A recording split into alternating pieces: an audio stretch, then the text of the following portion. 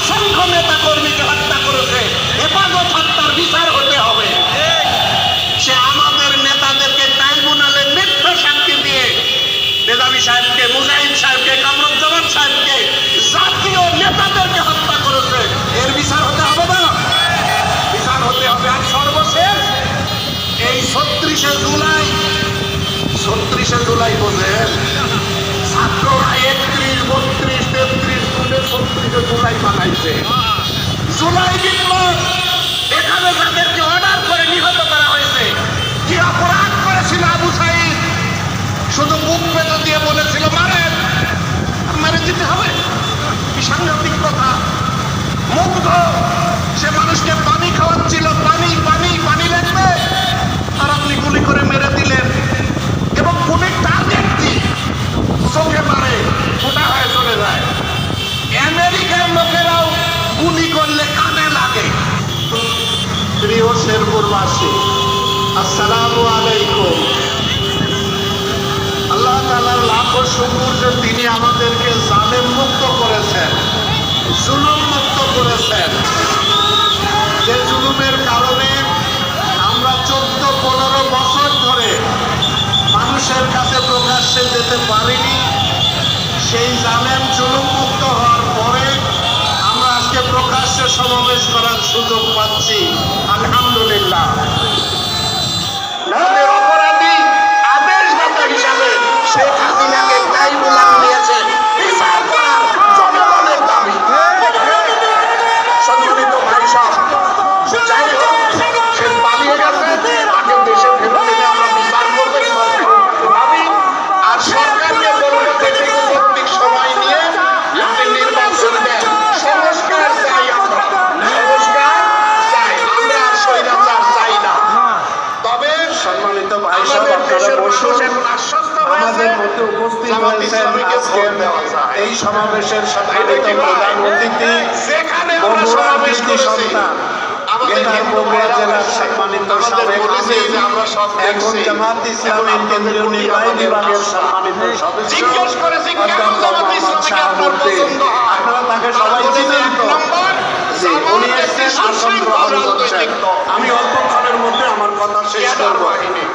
সম্মানিত ভাই সাহেব, আপনারা জানেন যে এই স্বৈরাচারী সরকার যেদিন চলে গেল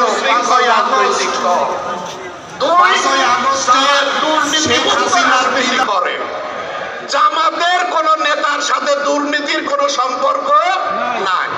আমাদের 2 জন মন্ত্রী 3টা মন্ত্রণালয় চালিয়েছে, আজ পর্যন্ত কোন দুর্নীতি আবিষ্কার করতে পারেনি, পারবে না।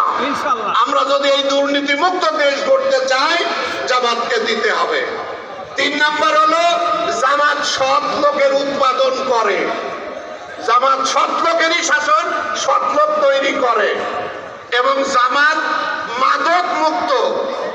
এখানে যারা উপস্থিত আছেন, দেখেন তো কেউ বিড়ি খাচ্ছে কিনা? একটা বিড়ি খোরলো জামাত ইসলামের এই ক্যাম্পাসে পাবেন না। জামাতেও নাই, শিবিরও নাই। সারা দুনিয়ার সমস্যা হলো মাদক সমস্যা, জামাত ইসলামী হলো মাদক মুক্ত সমাজ। শেষ করছি প্রিয় ভাই সব।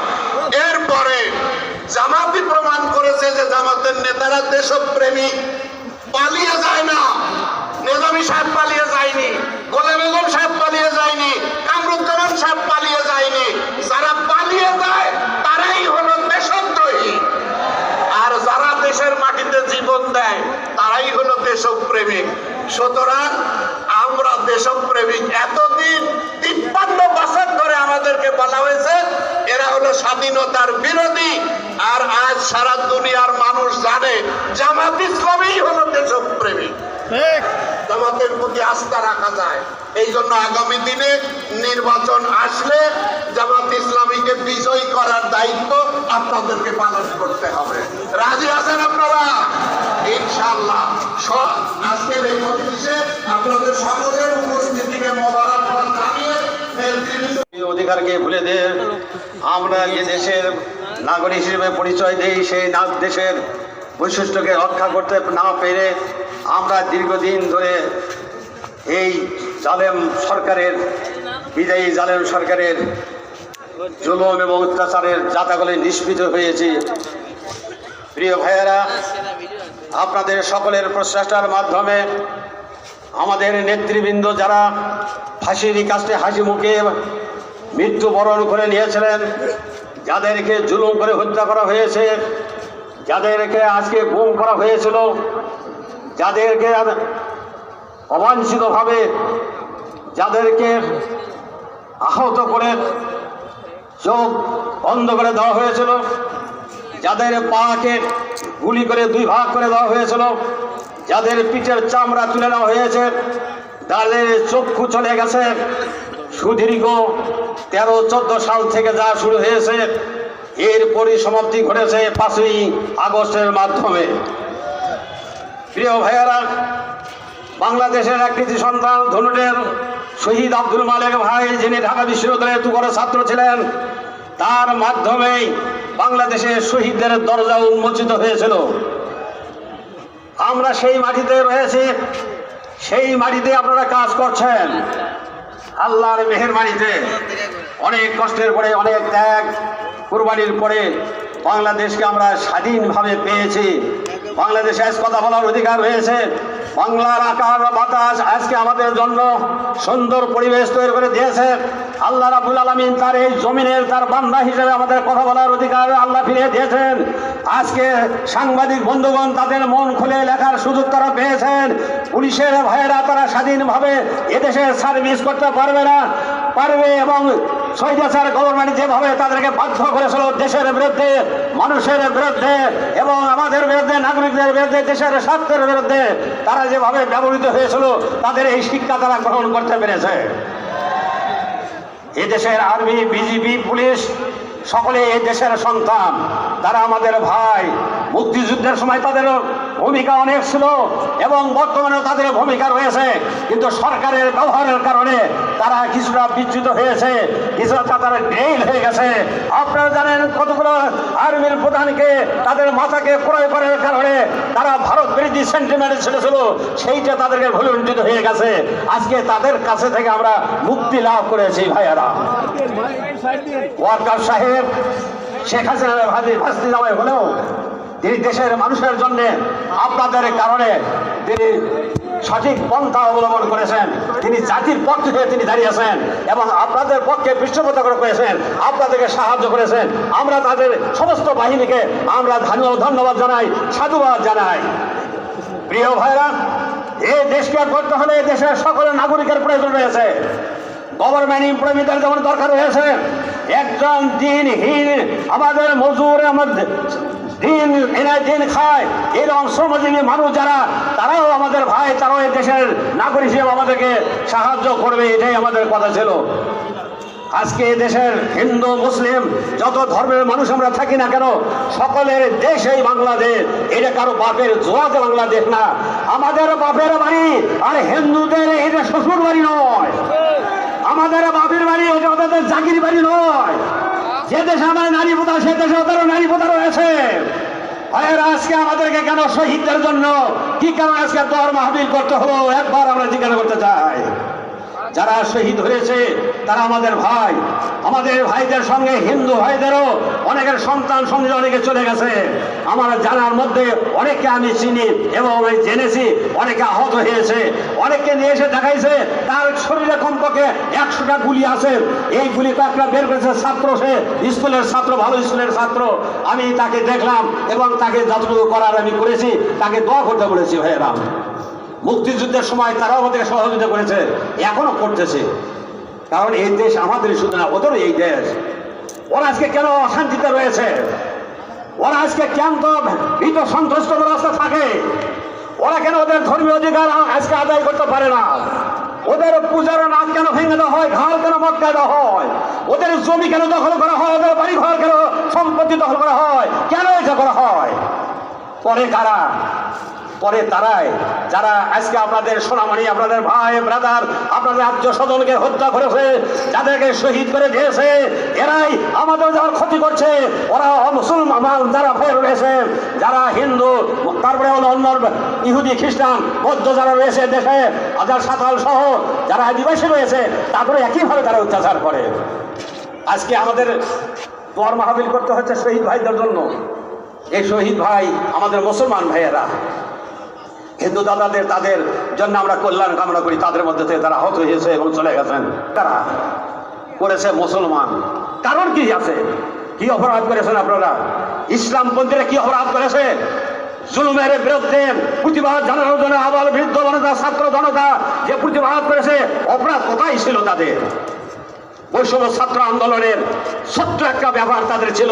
প্রিয় ভাইয়েরা, মুক্তিযোদ্ধার নামে কোঠা, আরো বিভিন্ন কোঠার মাধ্যমে প্রায় 56 ভাগ কোঠা নিয়ে এই দেশের এই সরকার, জালেম সরকার, তার নিজেদের লোকদের চাকরি দিয়েছে। এই দেশের আবহাওয়া জনগণের সন্তান এবং ব্রিলিয়ান্ট ছেলেমেলে যারা, তারা চাকরি পায় না, ওই কোঠার মাধ্যমে তারা চুরি করেছে। 56% কোঠাই ছিল, 56%। মুক্তিযোদ্ধার কোঠা ছিল 30%। মুক্তিযোদ্ধা তো এত নাই কি? তারা কোঠা বিরোধী ছিল না, কোঠা সংস্কারের কথা না বলেছে। যে আপনারা যেভাবে ফাঁকি দিয়ে কোঠা দেখাচ্ছেন, আর কোঠার মাধ্যমে দলীয় ছেলেদেরকে সব জায়গায় লাগান। প্রকাশ্য আপনারা বলেন যে আমাদের ছেলেরা ছাড়া চাকরি কে পাবে? আমাদের ছেলেরা ছাড়া এই সমস্ত বিশ্ববিদ্যালয়ে লেখাপড়া করবে কে? ওদের মন্ত্রী বলে তোমরা খালি লিখিত পরীক্ষায় অংশগ্রহণ করো, এরপর চাকরির দায়িত্ব আমাদের আছে, প্রকাশ্যভাবে ওদের মন্ত্রীরা বলেছে। এইটা হলো দেশ। তাহলে যারা মৃত্যুবরণ করেছে তারা আমাদের ভাই, আর যারা মারলো ওরা আমাদের ভাই। আপনাদেরকে বুঝতে হবে, হিন্দু ভাই বোন যারা রয়েছেন তাদেরকেও বুঝতে হবে আমাদেরকে কেন অত্যাচার করে, কেন আমাদেরকে মারে, কেন ফাঁসি কাজটা ধরায়, কেন এই ঘটনাটা ঘটলো। ছাত্রদের এই আন্দোলনটা, ছাত্র জনতা আন্দোলনের একটা গণ বিপ্লবের সূচনা করে দিয়েছে। এটা নতুন নয়, এটা শুধু তাদেরই ফল নয়। আপনারা যে লম্বা যে 2006 সালের 28 অক্টোবরের কথা আপনাদের মনে রয়েছে, আপনারা জানেন। 4 দলের পরিসমাপ্তি ঘটেছিল, ক্ষমতায় দিবে মিটিং হয়েছিল, সব কিছু হয়েছে, কিন্তু পরে সেইটা করে দেওয়া হয় নাই। 28 অক্টোবরে লগি বইটা, শেখ হাসিনার হুকুমে লগি বইটা দিয়ে আমাদের সন্তানদেরকে হত্যা করেছে, মেরেছে, বুকের উপরে নাচাচানি করেছে, একজন আরেকজনের টানাটানি করেছে, এইভাবে হত্যা করেছে। 28 অক্টোবর আপনারা জানেন। ওরা বুঝতে পেরেছিল যে বিএনপি আর জামাত যদি ঐক্যবদ্ধভাবে নির্বাচন করে, তাহলে 2001 সালে নির্বাচনে যে ভরাডুবি হয়েছে একই রকমের ভরাডুবি হয়ে যাবে। প্রিয় ভাইয়েরা, এই কারণে তারা সামান্য কারণে বিচারপতিদের বয়স বাড়াচ্ছে 2 বছর। এই বিচারপতিদের 2 বছর বয়স বাড়ার কারণে আর এরশাদ সাহেবের শুধুমাত্র নমিনেশনটা বাতিল হয়েছে, এই অজুহাতে তারা সেদিন বিদ্রোহ করেছে, আন্দোলন করেছে। আপনারা জানেন সেনাবাহিনীর সাথেও তারা ভেতর দিয়ে তারা ষড়যন্ত্র করেছে। একটা সরকার নিয়ে আসছিল, সেই সরকারের মাধ্যমে ষড়যন্ত্র করে ভোট হয়েছে। ভোটে কি কারচুপি হয়েছে আপনারা বোঝেন না, আমরা বুঝতে পারি নাই। ওপরে ছিল হয়তো দাঁড়িপাল্লা, সেই দাঁড়িপাল্লাকে ভেতরে নেওয়া হয়েছে। ওপরে নৌকা, ভেতরে নৌকা, বাহিরে নৌকা, মাঝখানে দাঁড়িপাল্লা, অথবা ওপরে নৌকা, নিচে নৌকা, মাঝখানে সব ধানের শীষ, এইভাবে দিয়ে তারা ভোট কালেক্ট করেছিল সেদিন। এইটা 2009 সালের ভোটের ঘটনা আপনারা জানেন।